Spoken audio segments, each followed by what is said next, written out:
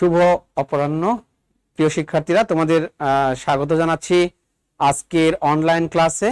উচ্চ মাধ্যমিক প্রথম বর্ষের স্টুডেন্টদের জন্য এই আয়োজন। আমরা মাঝে মাঝে এই টাইমে কেমিস্ট্রি ক্লাস করি। ইতিপূর্বে চ্যাপ্টার 2 শুরু হয়েছে।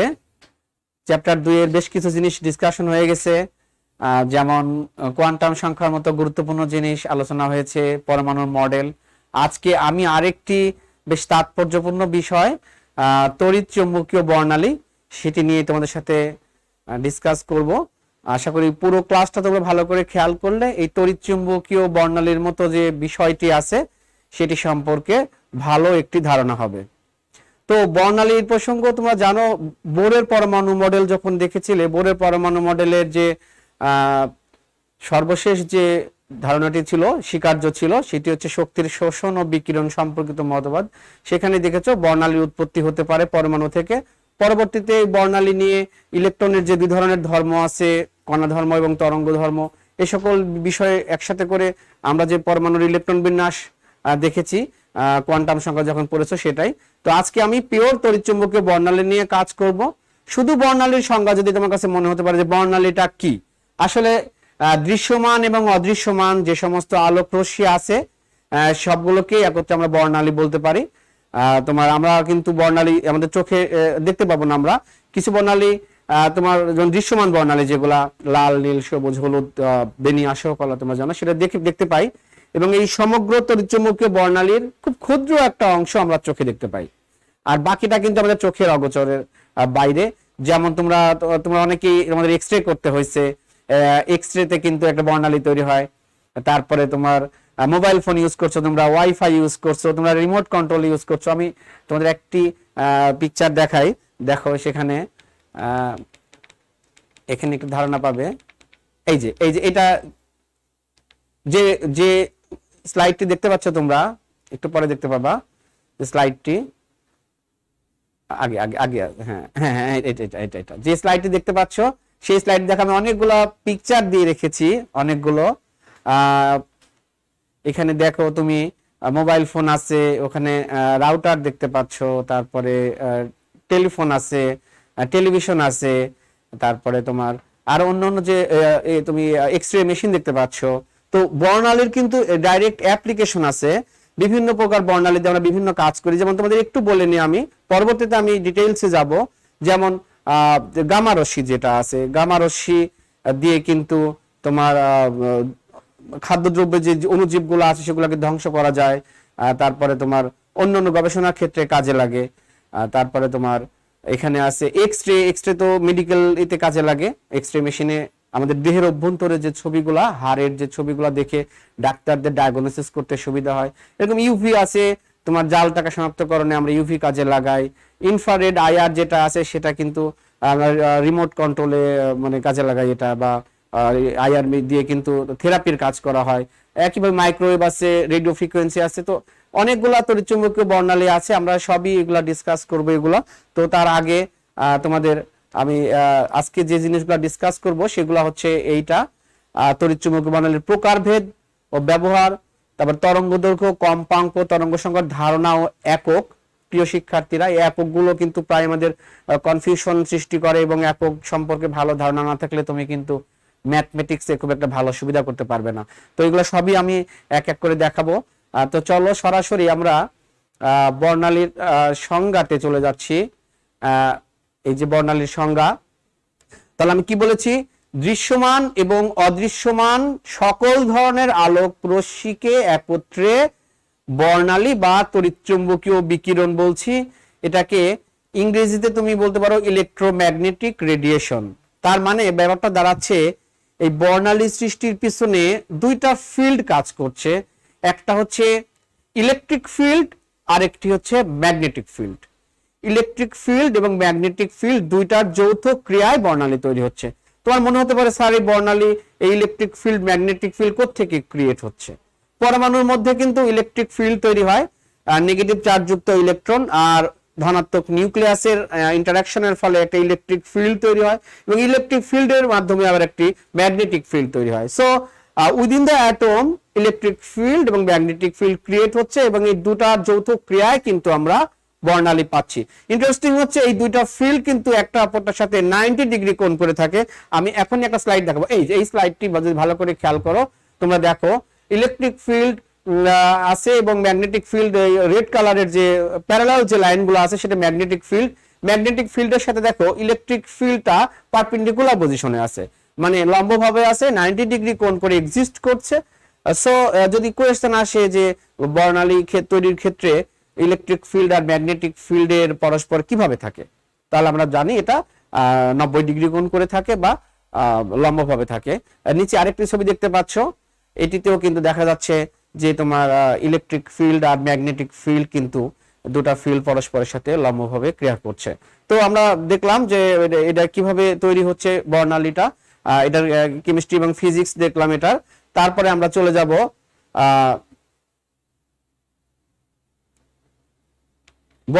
এখানে আরো কিছু জিনিস দেখে নিই আমরা। দেখো আমরা কিছু কিছু ছোট ছোট একক গুলো আমরা দেখে নেব, যেমন তরঙ্গ দৈর্ঘ্য, তারপরে কম্পাঙ্ক। এই দুটা জিনিস বেশি ইম্পর্টেন্ট, তরঙ্গ দৈর্ঘ্য এবং কম্পাঙ্ক। তোমরা দেখো তরঙ্গ দৈর্ঘ্য তোমরা 9-10 অল্প একটু দেখেছো তরঙ্গ দৈর্ঘ্য। এটি যদি একটি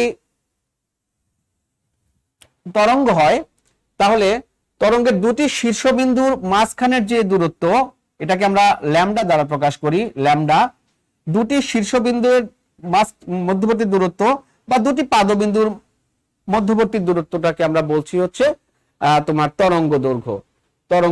এবং তরঙ্গ দৈর্ঘ্যকে আমরা প্রকাশ করছি হচ্ছে ল্যামডা দ্বারা।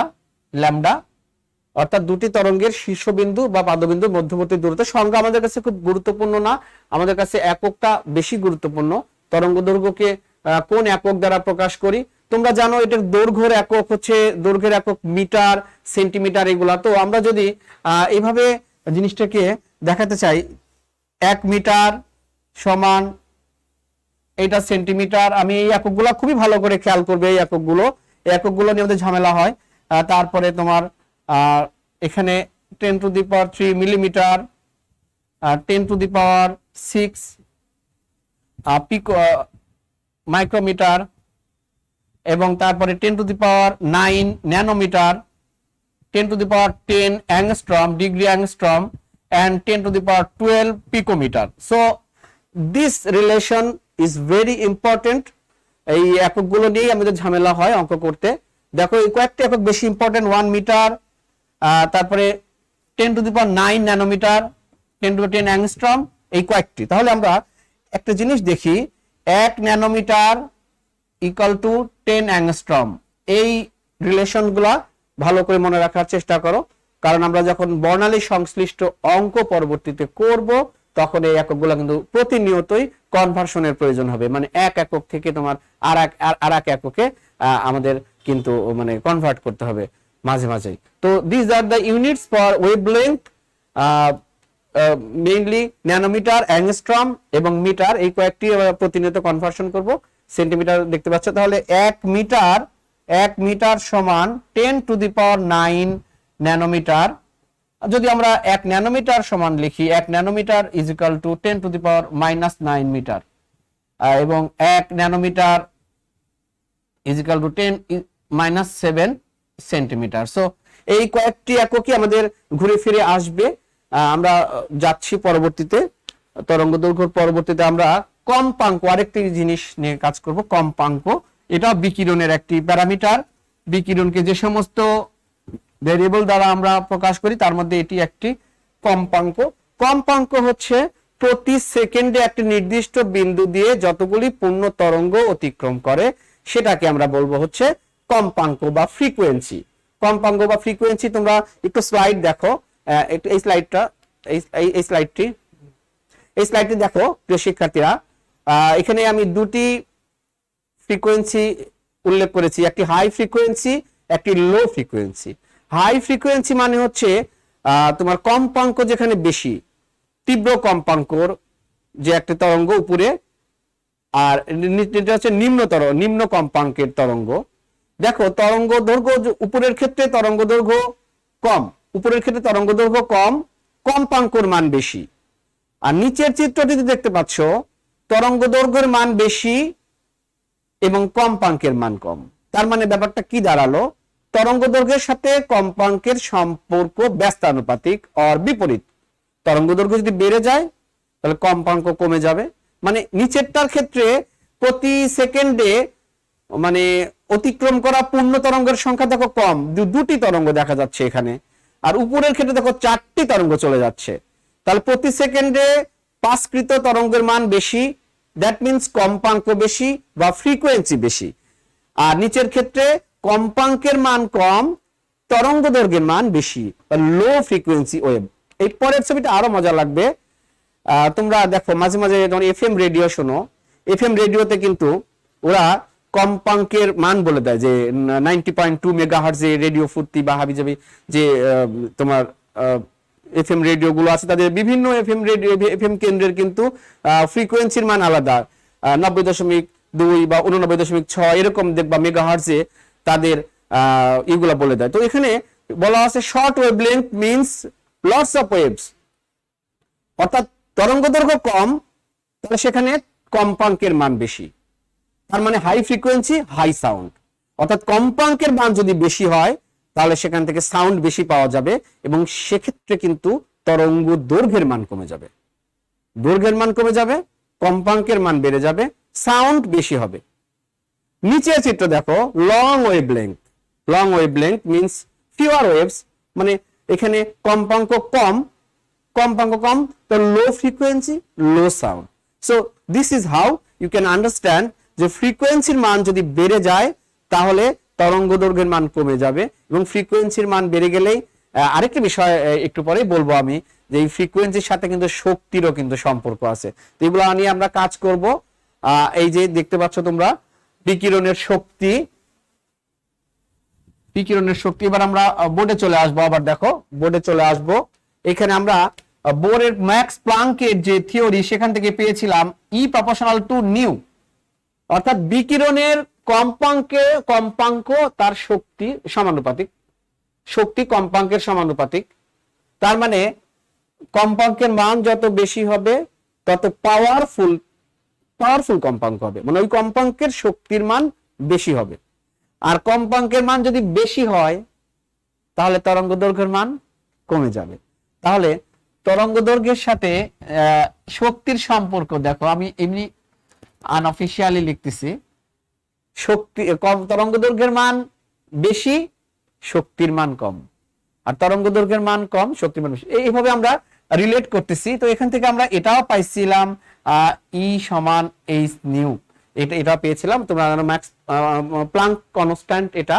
তো আপাতত আমি কম্পাঙ্ক এবং তরঙ্গ দৈর্ঘ্য নিয়ে আছি।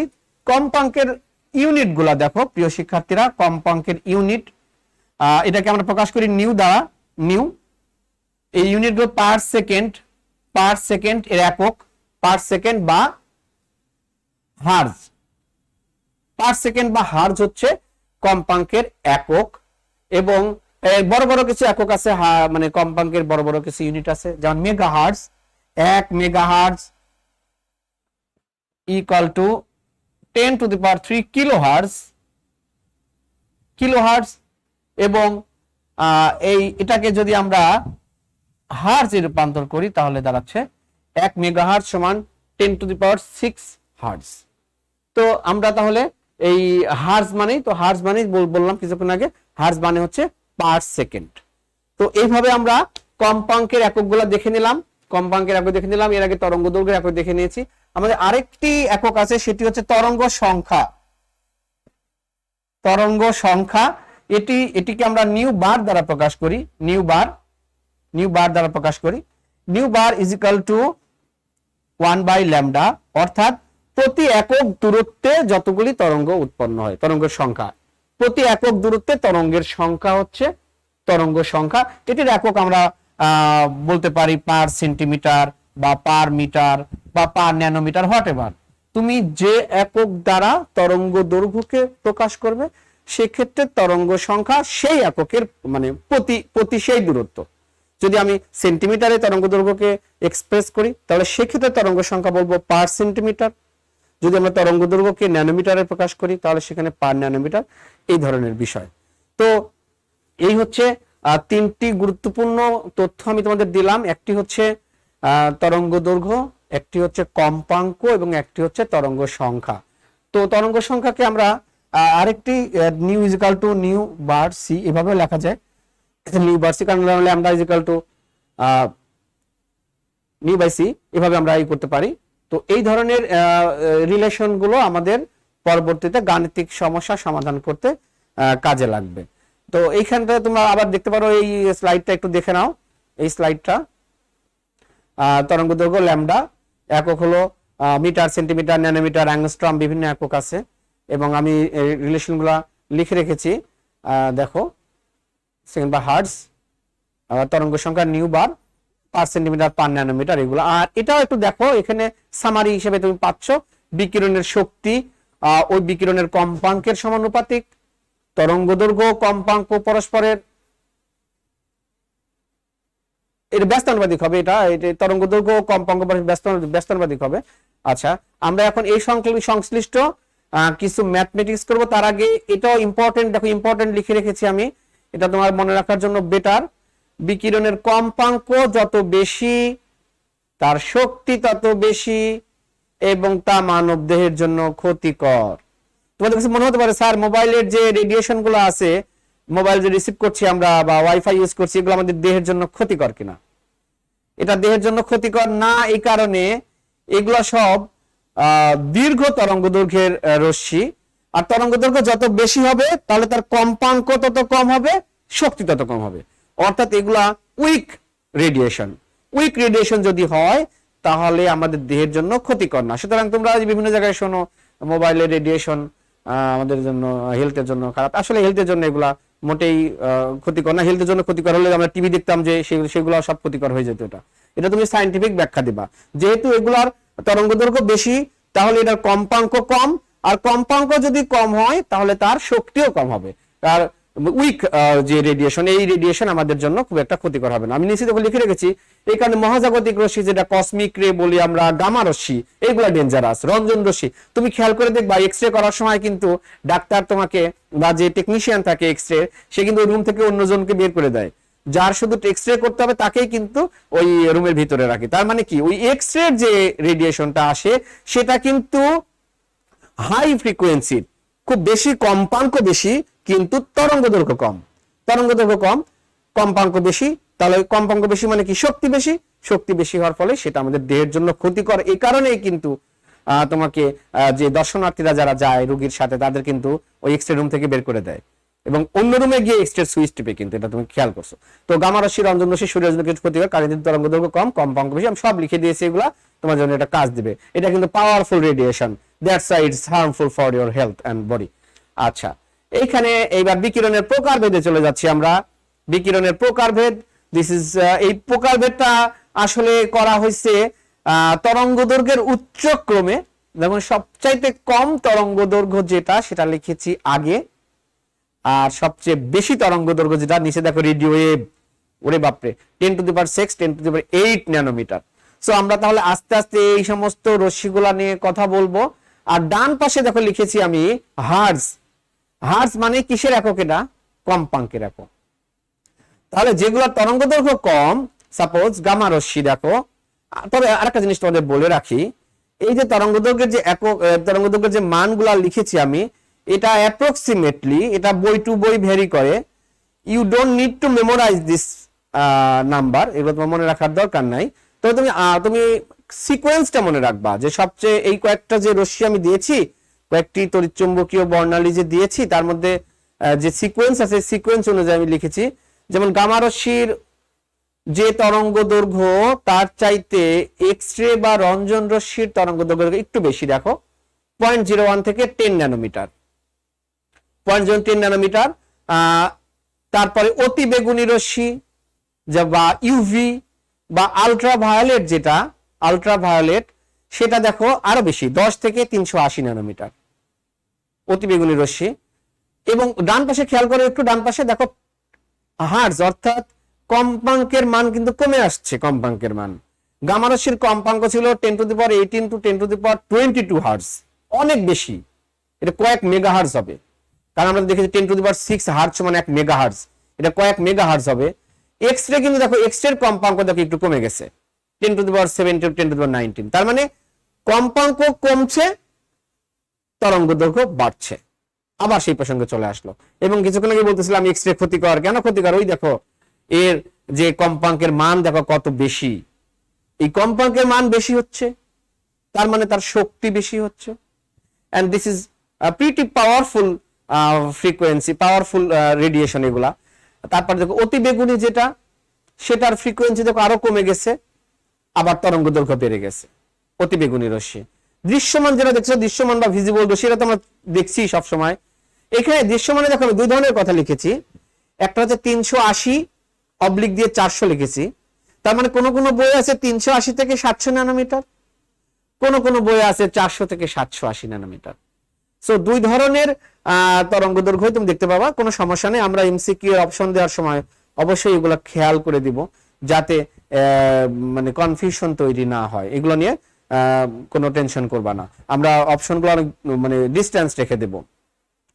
তো দৃশ্যমান রশ্মির মধ্যে আবার এখানে ঘটনা আছে, এই 400 থেকে 780 মধ্যে কিন্তু তোমার অনেকগুলা রশ্মি এর মধ্যে আছে, অর্থাৎ দৃশ্যমান যতগুলো আছে বেনি আসহ কলা, তার মানে বেগুনি, নীল, আসমানি, সবুজ, কমলা, হলুদ, লাল, এই সবগুলোই কিন্তু এই 380 থেকে 700 বা 400 থেকে 780 মধ্যে, এই রেঞ্জের মধ্যে পড়ে দৃশ্যমান রশ্মিগুলা। দৃশ্যমান রশ্মি নিয়ে পরবর্তীতে দেখো আমরা দেখছি আরেকটি অবলোহিত, এটা খুব গুরুত্বপূর্ণ অবলোহিত রশ্মি, এটা কি আইআর বলা হয়, আইআর রশ্মি। আইআর রশ্মিকে মানে ডিটেইলস বলে ইনফ্রারেড। আইআর এর ইলাবোরেট ফর্ম হচ্ছে ইনফ্রারেড রশ্মি। এটা 780 থেকে অনেক বেশি, 2 × 10⁶ ন্যানোমিটার, অনেক বড় এই রেঞ্জটা, অনেক বড়। তারপরে আছে মাইক্রোওয়েভ। মাইক্রোওয়েভ কিন্তু ওয়াইফাই এবং মোবাইল ফোনে এইগুলা কিন্তু মাইক্রোওয়েভ এবং যে মাইক্রোওয়েভ ওভেন যেটা আছে সেটিও মাইক্রোওয়েভ দিয়ে কাজ করে। And finally radio wave. দেখো রেডিও ওয়েভ আমাদের রেডিওর যে সিগন্যাল, বেতার তরঙ্গ যেটা আছে, বেতারের সিগন্যাল কিন্তু এই ওয়েভ দিয়ে হয়। টেলিভিশনের যে আমরা টেলিভিশন দেখতে পাই সেটার সিগন্যালও কিন্তু এই রেডিও ওয়েভ দিয়ে হয়।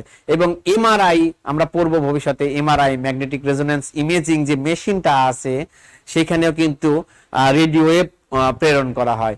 সো এইগুলা তো কোনো কোনো বইয়ে গামা রশ্মির উপরে আরেকটি রশ্মি আছে, মহাজাগতিক রশ্মি, ব্যাপার নয়, এটাই আরো ছোট তরঙ্গ দৈর্ঘ্যের রশ্মি, মহাজাগতিক রশ্মি। তো তোমরা বেশিরভাগ বইতেই আমাদের এই বিকিরণগুলা অ্যাভেলেবল। তাহলে এখান থেকে যদি তোমাকে জিজ্ঞেস করি যে এখানকার মধ্যে সবচাইতে পাওয়ারফুল ইলেকট্রোম্যাগনেটিক রেডিয়েশন কোনটা, তাহলে তোমার অ্যান্সার হবে কিন্তু অবশ্যই গামা রশ্মি। সবচাইতে তীব্র মানে কম্পাঙ্কের তরঙ্গ সেটা গামা রশ্মি, এবং এইগুলা কিন্তু শরীরের জন্য ক্ষতিকর, গামা রশ্মি, এক্স রে রশ্মি।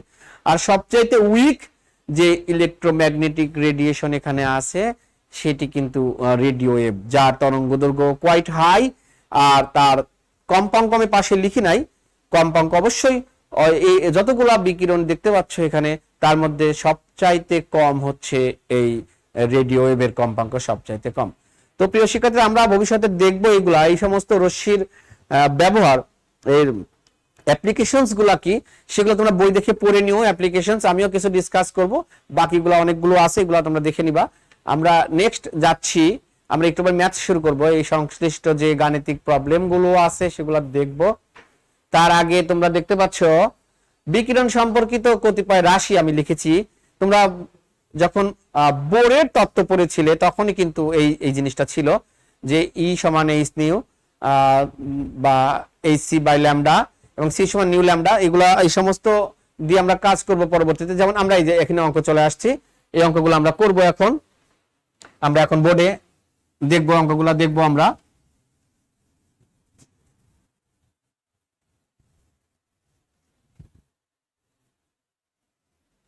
বিকিরণ সংশ্লিষ্ট কিছু অঙ্ক তোমাদের এমসিকিউ এ থাকতে পারে। এখানে একটা অঙ্ক দিয়েছি আমি, রাডারের কম্পাঙ্ক দিয়েছি, অর্থাৎ নিউ এর মান দিয়েছি, নিউ এর মান দিয়েছি 3.35 ×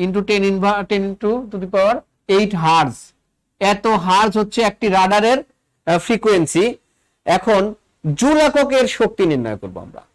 এটার শক্তি নির্ণয় করব জুল এককে, এবং কিলোজুল পার মোল এককে এটার শক্তি নির্ণয় করব। জুল এককে এর শক্তি কত হবে, জুল এককে এর শক্তি, অর্থাৎ এই যে বিকিরণটা দেখতে পাচ্ছি আমরা, এই বিকিরণটা আর আমরা শক্তি নির্ণয় করব জুল এককে। তাহলে ই সমান এইচ নিউ আমরা জানি। তাহলে এখানে যেহেতু জুল এককে চাচ্ছে, তাহলে আমরা প্ল্যাঙ্কস কনস্ট্যান্টের মান 6.626 10⁻⁻34, এটা joule second Max Planck's constant. And nu আমার আসছে কত, সাথে নিউ আসছে 3.35 × 10⁸ হার্জ। তো এখানে যে অ্যান্সারটা হবে সেটি কিন্তু আমাদের তোমার এর জুল এককে এর শক্তি, এটি কিন্তু জুল এককে আসবে। এখানে এটি হচ্ছে পার সেকেন্ড, এটি হচ্ছে জুল সেকেন্ড, তাহলে পার সেকেন্ড এবং সেকেন্ড কাটা গেলে জুল থাকছে। এটির যে রেজাল্টটা আসবে সেটি হচ্ছে এই যে রাডার থেকে যে ফ্রিকোয়েন্সিটা আসছে তার শক্তি। এখন কিলোজুল পার মোল এককে যদি শক্তি বের করি আমি, এটা কিলোজুল পার মোল এককে, দেখো কিভাবে হবে। কিলোজুল পার মোল এককে, মোল এককে এই বিকিরণের শক্তি কত হবে, এই বিকিরণের শক্তি। তাহলে আমরা এই যে সূত্রটা লিখেছি, এটা কিন্তু একটি ফোটনের জন্য শক্তি, একটি ফোটনের জন্য এই শক্তি লিখেছি। তাহলে 1 মোল ফোটনের জন্য শক্তি কত হবে, একটি ফোটনের শক্তি ই। তাহলে এখানে জাস্ট আমরা যেটা করব সেটা হচ্ছে এই 6.626 10⁻34 এন্ড এই যে ফ্রিকোয়েন্সি, এই যে বিকিরণটা আছে, এর সাথে আমরা যদি 1 মোল মানে অ্যাভোগাড্রোস নাম্বার গুণ করি, অ্যাভোগাড্রোস নাম্বার যদি গুণ করি, তাহলে কিন্তু এটা কিন্তু পার মোলে আসলো, জুল পার মোল। এটি আসছে জুল পার মোল। আমার কাছে ক্যালকুলেটর নাই, তোমরা নিশ্চয়ই ক্যালকুলেটর নিয়ে বসেছো ক্লাস করতে। জুল পার মোলে এই এককটি, এই ফিগারটি আসবে। জুলকে যদি তুমি 1000 দ্বারা ভাগ করো, তাহলে কিন্তু তুমি কিলোজুল এককে, এটির কিলোজুল এককে ডিভাইডেড বাই 1000, কিলোজুল পার মোল এককে এই বিকিরণের শক্তি নির্ণয় করলাম। তো এটা কিন্তু অনেকেই মনে রাখতে পারে না। খেয়াল করবা যে আমার শক্তির পরিমাণটা কোন এককে চাওয়া হয়েছে। যদি কিলোজুল পার মোলে চাই, তাহলে কিন্তু তুমি 1 মোল ফোটনের শক্তি বের করবা, বাট দিস ইজ একটি ফোটনের শক্তি। আমি পরবর্তীতে 1 মোলের জন্য অ্যাভোগাড্রোস নাম্বার দ্বারা মাল্টিপ্লাই করেছি। এটি কিন্তু খেয়াল করবে প্রিয় শিক্ষার্থীরা। আচ্ছা, আমরা দ্বিতীয় আরেকটি অঙ্কে যাচ্ছি। দ্বিতীয় আরেকটি অঙ্ক দেখো, দ্বিতীয় আরেকটি অঙ্ক আছে। সেটিতে বলা হয়েছে যে রান্নার কাজে ব্যবহৃত মাইক্রোওয়েভ ওভেনটি, দ্বিতীয় অঙ্কটা দেখতে পাচ্ছ তোমরা। এখন রান্নার কাজে ব্যবহৃত মাইক্রোওয়েভ ওভেনটি 1.20 সেন্টিমিটার এর ল্যামডা অর্থাৎ তরঙ্গ দৈর্ঘ্য দেওয়া আছে 1.20 সেন্টিমিটার এর তরঙ্গ দৈর্ঘ্য যদি এত হয়, তাহলে এই ওভেনের বিকিরণের একটি ফোটনের শক্তি কত হবে, একটি ফোটনের শক্তি কত হবে। তো আমরা জানি এটা ই, আমরা এই এইচ নিউ এটা জানি, এখান থেকে লেখা যায় এইচ সি বাই ল্যামডা, এটা আমরা দেখতে পাচ্ছি, এটা আমরা শুরুতে তোমাদের দেখিয়েছিলাম। তাহলে কি এককে চাচ্ছে এটা, ফোটনের শক্তি কত হবে। প্রিয় শিক্ষার্থীরা খেয়াল করেছে শক্তি কত হবে, ওরা কিন্তু বলেনি যে আর্গ এককে বা জুল এককে বা কিলোজুল এককে, এরকম কিছু বলেনি। সো তুমি, তোমার কাছে স্বাধীনতা আছে, তুমি যে কোনো এককে এটার শক্তি নির্ণয় করে ফেলবে।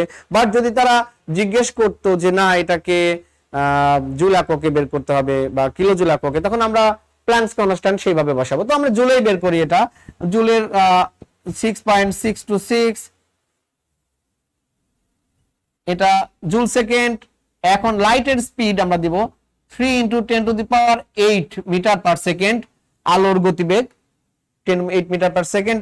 এবং নিচে ল্যামডা, এই দেখো ল্যামডা এখানে দেওয়া আছে সেন্টিমিটারে, সেন্টিমিটারে ল্যামডা দেওয়া থাকলে আমরা যেটা করতে পারি সেটা হচ্ছে আমরা এটাকে মিটার করে নিলাম। এই যে, তাহলে তোমরা জানো জুলের সাথে মিটারের রিলেশন আছে, জুল সেকেন্ড, এখানে মিটার এবং এখানে হচ্ছে মিটার। তাহলে আমরা যে এককটা পাবো আমরা সেটি কিন্তু জুল এককে পাবো, অর্থাৎ এই বিকিরণের যে এনার্জিটা পাচ্ছি সেটা কিন্তু আমরা জুল এককে পাচ্ছি। যদি তারা বলতো যে কিলোজুল এককে, কত হবে, তো 1000 দ্বারা ভাগ করতে পারতাম, অথবা এখানে না এটা করাই বেটার, এটা আমরা জুল এককে পাচ্ছি। জুল একক যদি আমরা এখানে আর্গ এককে চাইতো, আর্গ এককে, তাহলে একটা কাজ করা যেত, এখানে প্লাঙ্কস কনস্ট্যান্টটা 10⁻27 আর্গ দিতাম।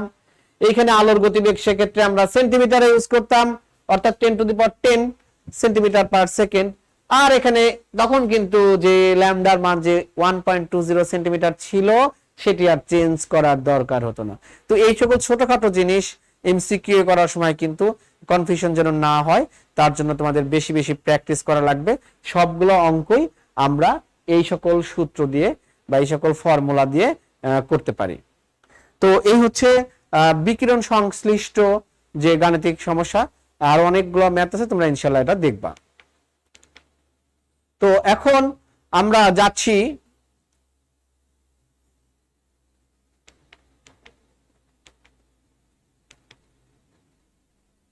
তোমাদের এই চিত্রটি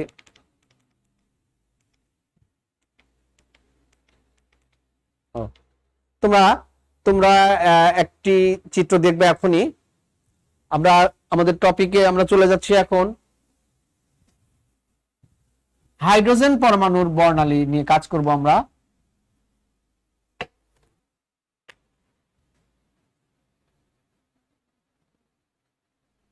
বোর মডেল অনুসারে এইচ পরমাণুর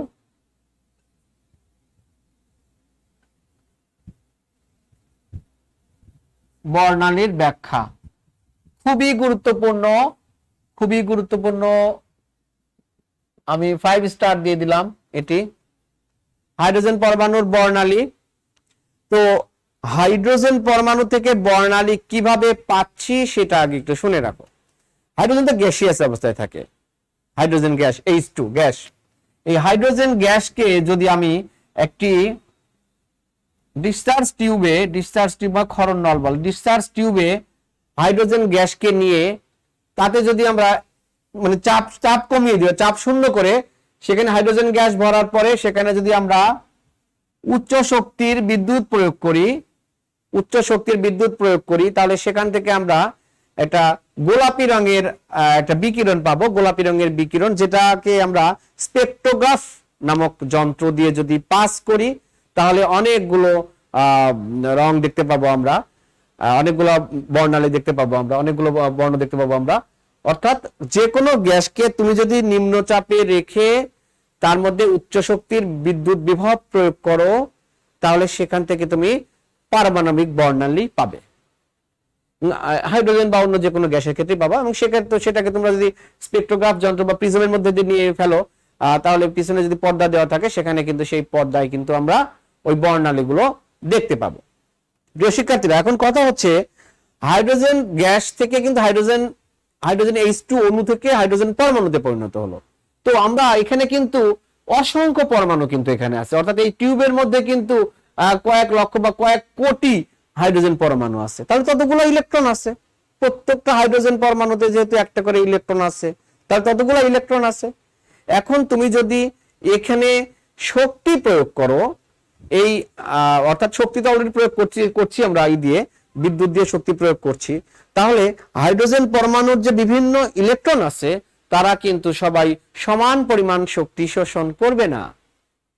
কোন কোন পরমাণুর ইলেকট্রন কম শক্তি শোষণ করে কম দূরে যাবে, কোন কোন পরমাণুর ইলেকট্রন বেশি শক্তি শোষণ করে বেশি দূরে যাবে।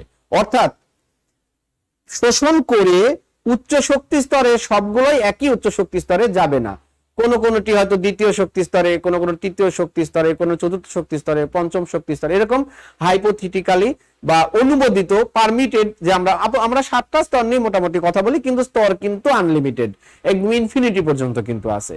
অর্থাৎ এটা যদি চিন্তা করা যায় যে বেশি পরিমাণ শক্তি শোষণ করেছে সে আরো বেশি দূরে যেতে পারে। তাহলে এই উপরের শক্তি স্তরগুলো আবার নিচের শক্তি স্তরের চাইতে অস্থিতিশীল। সবসময় মনে রাখবা, এই উপরের শক্তি স্তরগুলো থাকতে বেশি এনার্জি লাগে, বেশি শক্তি ক্ষয় হয়, ওইগুলো হচ্ছে আনস্টেবল শেল। কোনগুলা? উপরের স্তরগুলো আনস্টেবল আর নিচের স্তরগুলো স্টেবল। ইলেকট্রনের টেন্ডেন্সি কি বা পরমাণুর টেন্ডেন্সি হচ্ছে স্থিতিশীল অবস্থায় আসা, স্থিতিশীল পর্যায়ে থাকবে, অর্থাৎ তারা ওই ব্যয়বহুল উচ্চ শক্তি স্তরে না থেকে তারা নিম্নের শক্তি স্তরে ফিরে আসবে। তার মানে ব্যাপারটা কি দাঁড়াচ্ছে, যে শক্তি শোষণ করে ইলেকট্রনগুলো যে উপরের স্তরে গেল সেখানে তারা সারা জীবন থাকবে না, যাওয়ার পরই আবার স্থিতিশীলতা অর্জনের জন্য তারা আগের শক্তি স্তরে ফিরে আসবে বা নিম্ন শক্তি স্তরে ফিরে আসবে। তোমরা এখন এই স্লাইডটি দেখো, এই স্লাইডটি এটা খেয়াল করো। হ্যাঁ, দেখো এখানে অনেকগুলো স্তর আছে, N1 N2 N3 এরকম লেখা আছে, N4 N5। দেখো সব ফিরে আসছে। বিভিন্ন উপরের শক্তি স্তরে যারা গিয়েছিল, যারা ট্রাভেল করেছিল, সেই সমস্ত, যেমন আমি n সমান 1 এর কথা বলতেছি, দেখো 1 থেকে ইলেকট্রন কিন্তু 2 3 4 5 পর্যন্ত গিয়েছিল।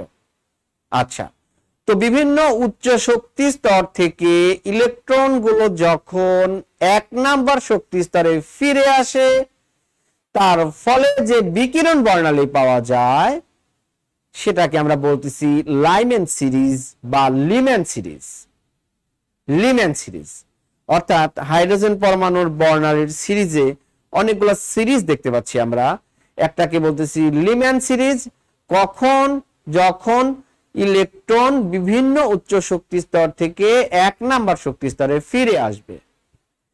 আচ্ছা, যদি 1 নাম্বার শক্তি স্তরে ফিরে না এসে 2 নাম্বার শক্তি স্তরে ফিরে আসে, তখন তাকে আমরা বলতেছি বামার সিরিজ।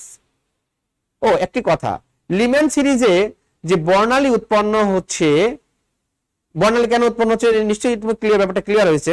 আমরা বোরের মডেলে বলেছিলাম ইলেকট্রনের প্রতিটা ট্রান্সফারে একটা করে বর্ণালী তৈরি হয়, ইচ ট্রান্সফার একটা করে বর্ণালী। তাহলে এবং শোষণ বর্ণালী, বিকিরণ বর্ণালী, দুই ধরনের বর্ণালী আছে।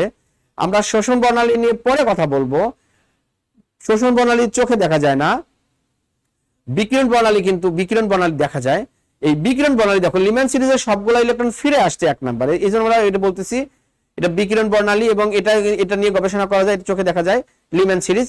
তো অতি বেগুনি অঞ্চলে সংঘটিত হচ্ছে কিন্তু এই লিম্যান সিরিজের বর্ণালীগুলো, এবং অতি বেগুনি অঞ্চলের তরঙ্গ দৈর্ঘ্য কিছুক্ষণ আগে তোমাদের দেখিয়েছিলাম 10 থেকে 380 ন্যানোমিটারের মধ্যে তাদের তরঙ্গ দৈর্ঘ্য।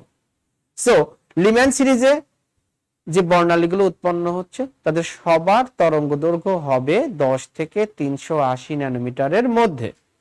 আচ্ছা, লিম্যান সিরিজের পরে আমরা যাচ্ছি বামার সিরিজে। বামার সিরিজের পাশে দেখো লেখা আছে ভিজিবল, লেখা আছে ভিজিবল, মানে বামার সিরিজে যে বর্ণালীগুলো উৎপন্ন হবে তার দৃশ্যমান, তুমি খালি চোখে এটা দেখতে পাবা। অর্থাৎ এ তরঙ্গ দৈর্ঘ্য হচ্ছে 400 থেকে 700 ন্যানোমিটারের মধ্যে বা 380 থেকে 700 ন্যানোমিটারের মধ্যে। তো বামার সিরিজ কখন বলবো আমরা? যখন বিভিন্ন উচ্চ শক্তি স্তর থেকে ইলেকট্রন 2 নাম্বার শক্তি স্তরে ফিরে আসে, 2 নাম্বার শক্তি স্তরে ফিরে আসে, তখন তাকে আমরা বলবো বামার সিরিজ। আচ্ছা, এই কয়েকটি সিরিজের মধ্যে এটি কিন্তু শুধু দৃশ্যমান রেঞ্জের মধ্যে পড়েছে। তারপরে আমরা যে চলো প্যাশন সিরিজ। প্যাশন সিরিজে কিন্তু ইলেকট্রন বিভিন্ন উচ্চ শক্তি স্তর থেকে 3 নাম্বার শক্তি স্তরে ফিরে আসছে। 3 নাম্বার শক্তি স্তরে ফিরে আসলে তাকে আমরা বলছি প্যাশন সিরিজ, এবং এটি কিন্তু অবলোহিত অঞ্চলে পড়েছে। দেখো লাল কালার দেখাইছে স্লাইডে, তোমরা দেখতে পাচ্ছ লাল কালারের, অবলোহিত ইনফ্রারেড লাল কালারের। তারপরে ব্রাকেট সিরিজ। ব্রাকেট সিরিজ যখন ইলেকট্রন বিভিন্ন হায়ার শেল থেকে 4 নাম্বার শক্তি স্তরে ফিরে আসে, তখন সেটাকে আমরা বলতেছি হচ্ছে ব্রাকেট সিরিজ। এন্ড তারপরে আছে 5 নম্বরে যখন ফিরে আসে ফুন্ড সিরিজ বা ফান্ড সিরিজ, বানানটা দেখো PFUND, ফুন্ড সিরিজ বা ফান্ড সিরিজ বলছি, যখন বিভিন্ন উচ্চ শক্তি স্তর থেকে ইলেকট্রন 5 নম্বরে ফিরে আসে। আরেকটি সিরিজ আছে এখানে উল্লেখ করা নাই, সেটি হচ্ছে হ্যামফ্রিজ সিরিজ। হ্যামফ্রিজ সিরিজ আসলে এই সিরিজের উৎপন্ন ব্যাপারটা কিন্তু চলমান, ভবিষ্যতে কোনো সায়েন্টিস্ট কিন্তু আরেকটি সিরিজ উৎপন্ন করে ফেলতে পারে, আরেকটি সিরিজ নিয়ে গবেষণা করতে পারে। আপাতত আমরা তোমাদের হ্যামফ্রিজ সিরিজ নিয়ে হ্যামফ্রিজ সিরিজ পর্যন্ত তোমাদের পড়াবো, যখন বিভিন্ন উচ্চ শক্তি স্তর থেকে ইলেকট্রন 6 নাম্বার শক্তি স্তরে ফিরে আসে, তখন সেটাকে আমরা বলবো হচ্ছে হ্যামফ্রিজ সিরিজ। তো এই সিরিজগুলোতে তাহলে আমরা দেখতে পাচ্ছি এই তিনটি লাস্টের যে তিনটি সিরিজ, 4টি সিরিজ, এই সবগুলোই কিন্তু IR অঞ্চলে সংগঠিত হয় আইআর অঞ্চলে। তো এইখানে আরেকটি স্লাইড তোমাদের দেখাচ্ছি আমি। আরেকটি স্লাইড দেখো, এখানে আরো ডিটেইলস আছে এবং এখানে মজার বিষয়টি এখানেই ঘটবে। তো আমরা চলো আবার বোর্ডে যাই, একটু স্লাইড থেকে আবার একটু বোর্ডে যাচ্ছি আমরা। স্লাইড থেকে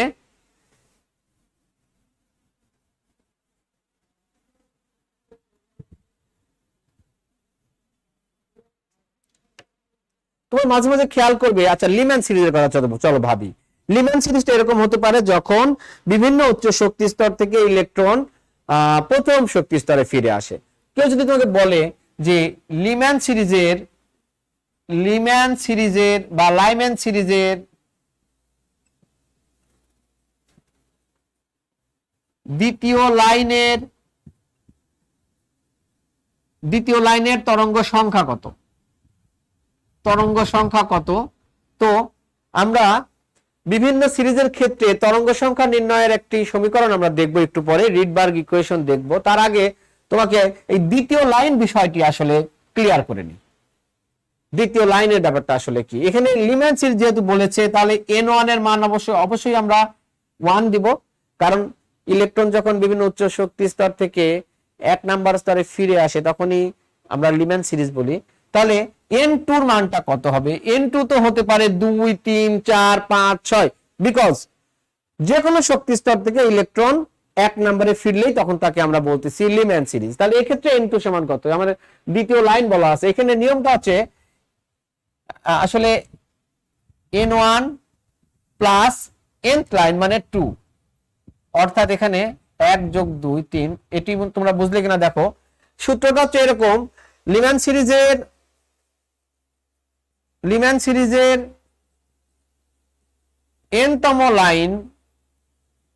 nতম লাইনের ক্ষেত্রে n2 সমান n1 plus n, n1 plus n।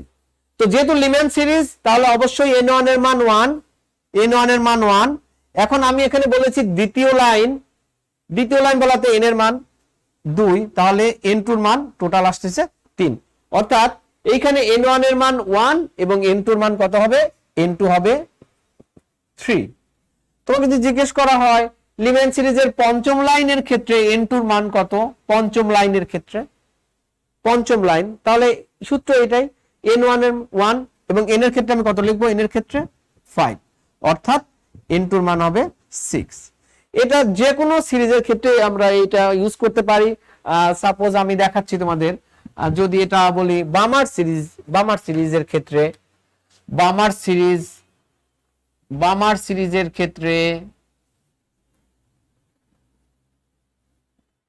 সিরিজের ক্ষেত্রে চতুর্থ লাইনের n2 কত? n2 সমান what?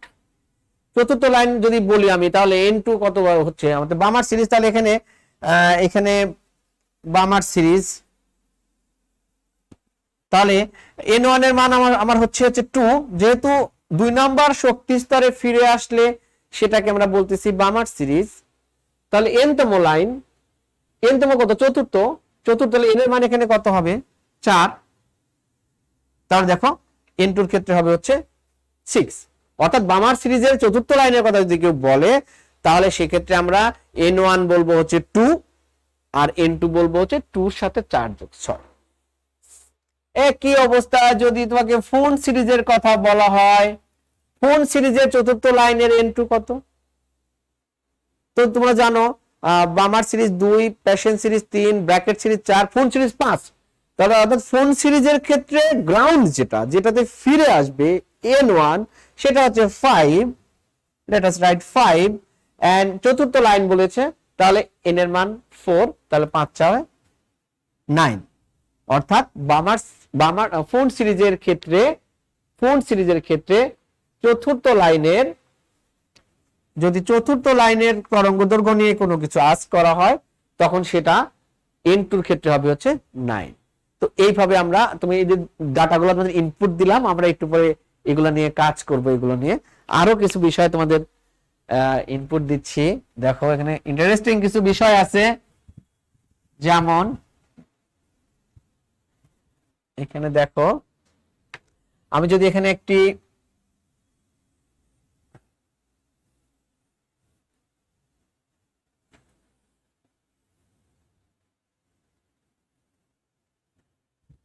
something like this, I'm trying to, okay, ধরো এটি একটি হাইড্রোজেন পরমাণুর মডেল।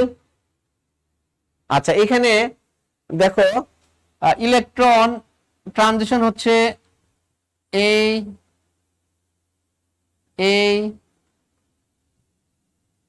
আচ্ছা দেখো এটা যদি 1 হয়, এটা 1, এটা 2, এটা 3, এটা 4, এটা 5, তাহলে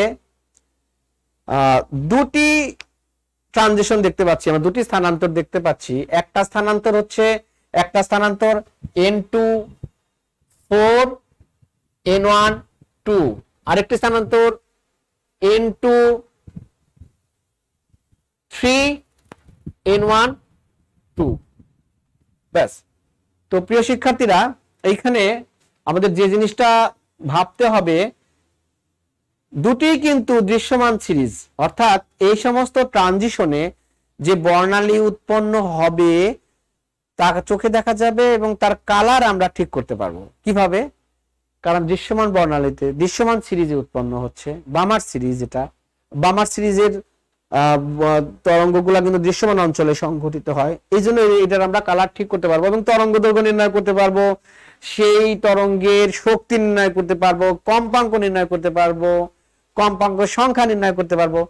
ইয়েস, সেটা কিভাবে দেখো, আমরা একটি সূত্র লিখবো এখানে, সেটি হচ্ছে রিডবার্গ কনস্ট্যান্টের সমীকরণ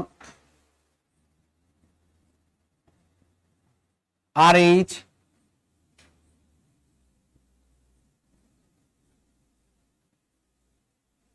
দেখো প্রিয় শিক্ষার্থীরা, nu bar equal to 1 by lambda. এই RH টা হচ্ছে রিডবার্গ ধ্রুবক, RH রিডবার্গ ধ্রুবক, রিডবার্গ ধ্রুবকের একক। এই সমীকরণটা কোত্থেকে আসছে সেটি নিয়ে আমরা সময় নষ্ট করব না। বিভিন্ন শক্তি স্তরের যে ইলেকট্রনের যে বিভিন্ন শক্তি স্তরে থাকে সেই সমস্ত শক্তি মাইনাস করে আমরা এটা কিছু কম্বিনেশন করে এই সূত্রটা পেতে পারি। কম্বিনেশন করার দরকার নেই, এটা জাস্ট ধ্রুবকটা দেখো 10 96 78 পার সেন্টিমিটার। এটি হচ্ছে রিডবার্গ ধ্রুবকের মান পার সেন্টিমিটার এককে। যে তরঙ্গ সংখ্যা, যদি দেখো তরঙ্গ সংখ্যা, এটা তরঙ্গ সংখ্যা তোমাদের আমি বলেছিলাম যে প্রতি একক দূরত্বে যতগুলি তরঙ্গ উৎপন্ন হয়, তরঙ্গের সংখ্যা প্রতি একক দূরত্বে, প্রতি সেন্টিমিটার দূরত্বে এতগুলি তরঙ্গ উৎপন্ন হয়। আচ্ছা, এটিকে আমরা আরো দুই একটি এককে নিয়ে যেতে পারি কাজের সুবিধার জন্য, সেটা পরে দেখছি আমরা। 10 93 78 এটা পার সেন্টিমিটার, তো দেখছো পার সেন্টিমিটার। তাহলে আমরা এটাকে ধরো আমরা ন্যানোমিটার এককে নিব। ন্যানোমিটার এককে নিলে এটি 1.09 ইন্টু 10⁵। নিচে যদি সেন্টিমিটারকে আমরা ন্যানোমিটারে কনভার্ট করি তো 10⁷ ন্যানোমিটার। তো 7টা যদি আমরা উপরে নিয়ে যাই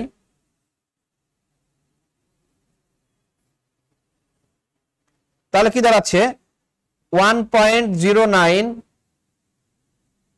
এত ন্যানোমিটার।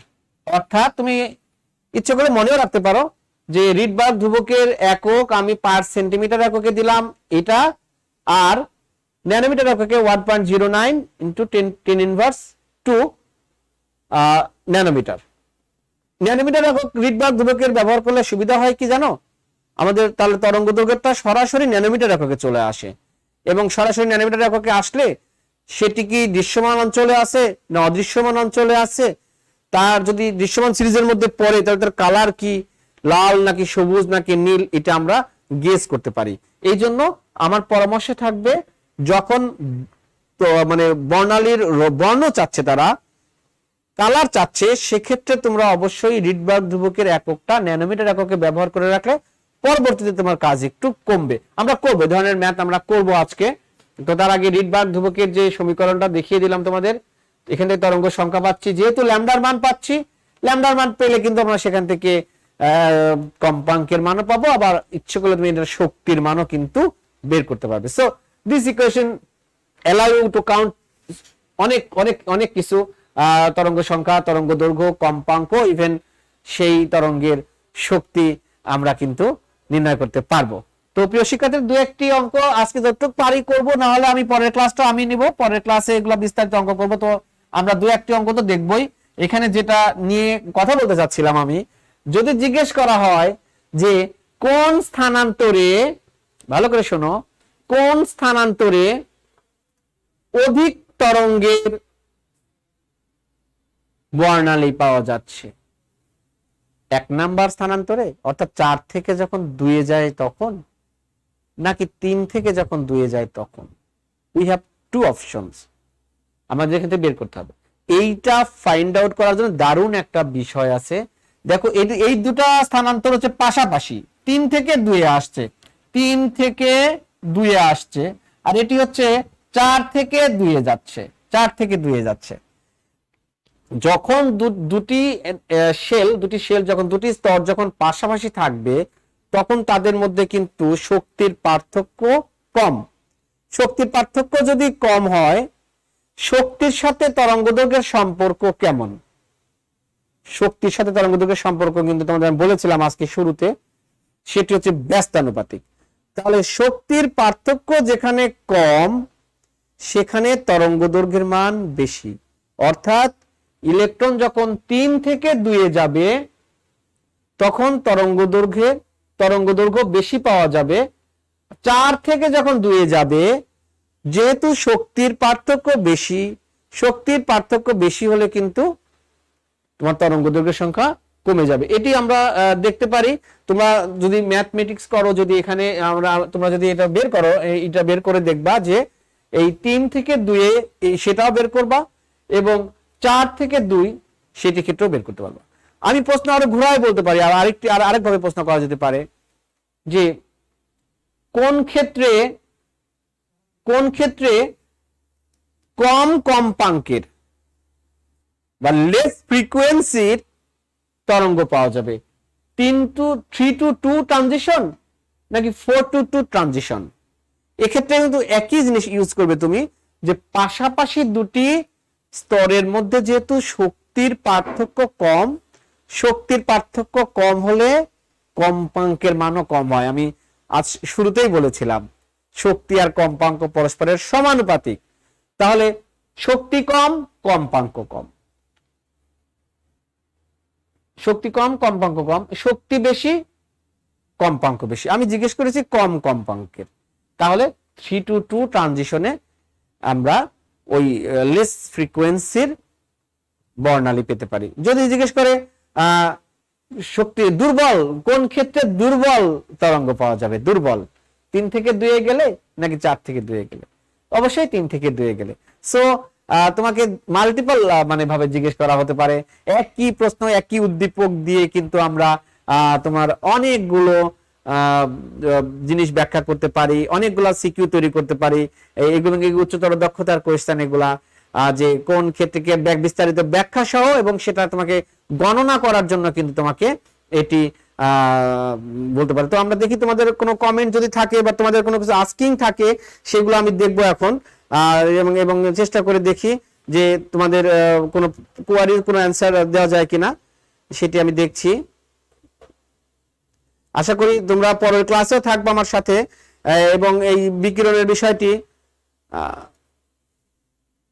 গাণিতিক সমস্যাগুলো বেশি আছে আমি দেখছি। তোমরা নেক্সট ক্লাস থেকে এরকম আরো বেশি করে লিখবা, কোনো অপ্রাসঙ্গিক আলোচনা না করে। To add infra with red, তোমরা অবশ্যই, আমি দেখো সবাই অবলোহিত লোহিত এক নয়, আসলে লাল রশ্মি, অবলোহিত রশ্মিকে বাংলায় ইংরেজিতে ইনফ্রারেড বলা হয়, লাল জন্য এটাকে ইনফ্রারেড বলা হচ্ছে। আর কোনো কোয়েশ্চেন আমি দেখছি?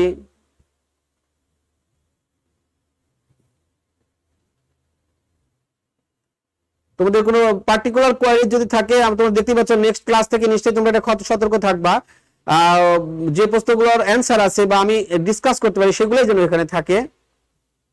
আমরা কিন্তু এই সমস্ত যারা কমেন্ট লেখে তারা আমরা কিন্তু খেয়াল করি, দেখি কিন্তু আমরা। এবং তোমাদের আরেকটি নোটিশ হচ্ছে যে পরবর্তী হয়তো 15 দিনের মধ্যে আমরা এক্সামের ডেট দিব।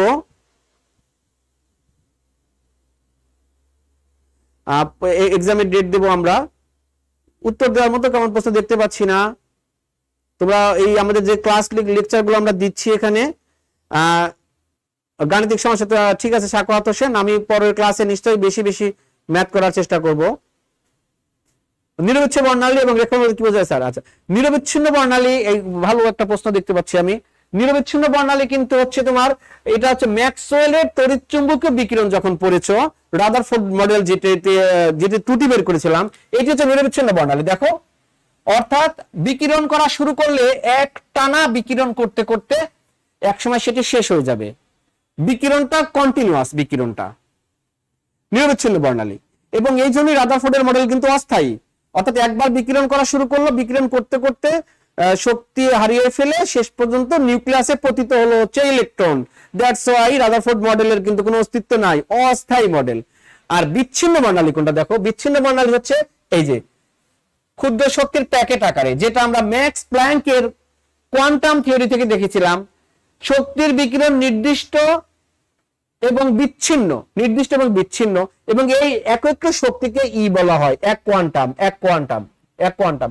এই কারণে বোরের মডেলটা কিন্তু স্থায়ী, অর্থাৎ এই মডেলটা ডিস্ট্রয় হয়ে যায় না, এই মডেলটা এক্সিস্ট করে এই শক্তির বিকিরণ নির্দিষ্ট করে করার জন্য। এটা আইনস্টাইনের ফটোইলেকট্রিক ইফেক্ট দিয়ে আমরা ওই দিন আমি ক্লাস নিয়েছিলাম, ওই রেকর্ডটা তোমরা দেখো, ওই ক্লাসে আমি এগুলো বিস্তারিত বর্ণনা করেছি। আর রেখা বর্ণালীটা আলাদা। রেখা বর্ণালী হচ্ছে তোমার পরমাণু থেকে রেখা বর্ণালী তৈরি হয়, অর্থাৎ ইলেকট্রনের ট্রানজিশনের ফলে যে রেখা বর্ণালী সুস্পষ্ট, পারমাণবিক বর্ণালীও বলা হয়, পারমাণবিক বর্ণালী বা রেখা বর্ণালী।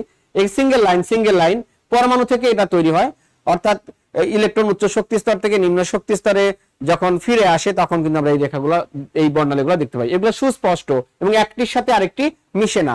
নেক্সট দিন যখন আমি বর্ণালী ক্লাসিফিকেশন পড়াবো সে তখন এটা বিস্তারিত দেখাবো। আচ্ছা, আরো দেখি নিচে নিচে নিয়ে আসা তো আর কোনো প্রশ্ন আছে কিনা দেখি। তোমরা, আমি আশা করবো নেক্সট ক্লাসে তোমরা এরকম প্রশ্ন লিখতে থাকবা। হোয়াট লিটল প্রেসার ইজ, এখানে দেখি উপরে নিয়ে আসতো কি লিখছে, is needed to produce spectrum. আচ্ছা, নিম্ন চাপে আসলে এই গ্যাসগুলো বিদ্যুৎ পরিবহন করে। বিদ্যুৎ পরিবহন করলে কি হবে? শক্তি দিচ্ছি, শক্তি দিলে, শক্তি যদি দিচ্ছি এবং শক্তি শোষণ করে কিন্তু ইলেকট্রনের নিচ থেকে উপরে যায় এবং নিচ থেকে উপরে গেলে উপর থেকে নিচে আসে। এই যে ইলেকট্রনের যে ট্রানজিশন হচ্ছে, ইলেকট্রনকে সরাতে হবে তোমার ওই জায়গা থেকে, এই জন্য শক্তি দরকার। এবং শক্তি দেওয়ার জন্য গ্যাসকে যখন নিম্নচাপে রাখা হয়, নিম্নচাপে গ্যাস বিদ্যুৎ পরিবহন করে, এই জন্য নিম্নচাপে আমরা স্পেকট্রাম পাই।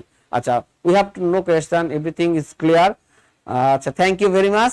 আচ্ছা, তারপরে এক্সাম অনলাইনে হবে, তোমাদের সিনিয়ররা এক্সাম অনলাইনে দিচ্ছে, 100% উপস্থিতি ছিল। তোমরা অবশ্যই আজকে থেকেই পড়াশোনা শুরু করে দাও সিরিয়াসলি, এবং সব স্যারের ক্লাস দেখা শুরু করো, নিজেকে প্রস্তুত করা শুরু করো। এবং আমাদের ভালো মানের এমসিকিউ দিয়ে আমরা কোয়েশ্চেন নেবো, যে এমসিকিউতে তোমার মনে হবে এটা সিকিউ পরীক্ষা দিলাম, সো বি কেয়ারফুল। আচ্ছা, না হাফ ইয়ারলি না, এটা ফার্স্ট টার্মিনাল এক্সাম নিবো, বা স্যারের সাথে কথা বলে যেটা ঠিক করা যায় সেটা। আমি তোমাদের যেটা বলছি, অনেক সময় চলে গেছে, এটা নভেম্বরের মিডল চলে আসতেছি প্রায়, আমাদের বেশি দূর আগানো হয়নি। তো প্রিয় শিক্ষার্থীরা, আমি একটু ভয় দেখাচ্ছি না, জাস্ট তোমাদেরকে সতর্ক করতেছি। অনেক প্রশ্ন ছিল। আচ্ছা, তুমি আমার ফেসবুক আইডিতে ঢুকতে পারো, মিজান রহমান, সেখানে প্রথম দিন দিয়েছিলাম, আমার মোবাইল নাম্বার দিয়েছিলাম, প্রথম ক্লাস দেখো, আমার ওখানে মোবাইল নাম্বার দেওয়া আছে, সেখানে থেকে আমাকে জিজ্ঞেস করতে পারো। তোমাদের জন্য আমরা সবসময় প্রস্তুত আছি, অনলাইন বা অফলাইন যেভাবে হোক। তোমরা তোমাদেরকে নিজেকে সমৃদ্ধ করো, ইনশাল্লাহ পরবর্তী ক্লাসে আমরা আরো ব্যাপক ভিত্তিক ভাবে এই তড়িৎচুম্বকীয় বর্ণালী নিয়ে কাজ করবো। তো প্রিয় শিক্ষার্থীরা, আই হোপ তোমরা এনজয় করেছো ক্লাসটি। পরের ক্লাসে দেখা হচ্ছে ইনশাল্লাহ। ভালো থাকো, আল্লাহ হাফিজ।